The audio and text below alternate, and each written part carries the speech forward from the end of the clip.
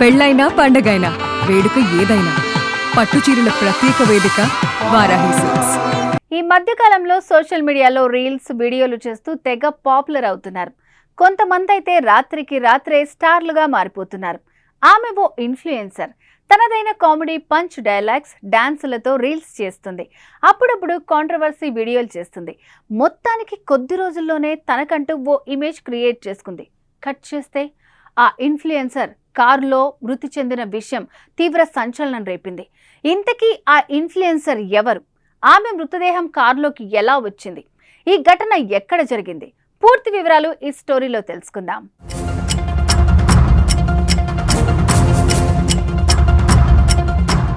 పంజాబ్కు చెందిన social media influencer బంటిడాలో అనుమానాస్పద స్థితిలో మృతి చెందింది.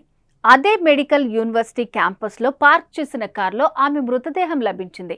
మృతురాల్ని లూధియానాలోని లక్ష్మణ్ నగర్ నివాసి అయిన కమల్ కౌర్గా పోలీసులు గుర్తించారు.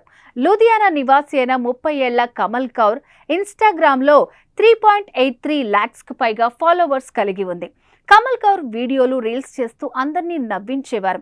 ఇటీవల కొన్ని వీడియోలు వివాదానికి దారితీశాయి. గతేడాది అక్టోబర్లో కెనడాకు చెందిన ఖలిస్తానీ ఉగ్రవాది అర్షద్ అల్లా నుంచి కౌర్కు బెదిరింపులు వచ్చినట్టు వార్తలొచ్చాయి. అసభ్యకరమైన వీడియోలను పోస్ట్ చేయటం ఆపమని తల్లా ఆమెను కోరినట్లు సమాచారం. లేదంటే తీవ్ర పరిణామాలు ఎదుర్కోవాల్సి వస్తుందని బెదిరించినట్లు మీడియాలో వార్తలొచ్చాయి. కానీ కౌర్ మాత్రం ఈ బెదిరింపులు లెక్క చేయకుండా కాంట్రవర్సీ వీడియోలు రీల్స్ చేస్తూ వచ్చినట్టు సమాచారం. ఈ క్రమంలోనే ఆమె హత్య పలు అనుమానాలకు దారితీస్తోంది.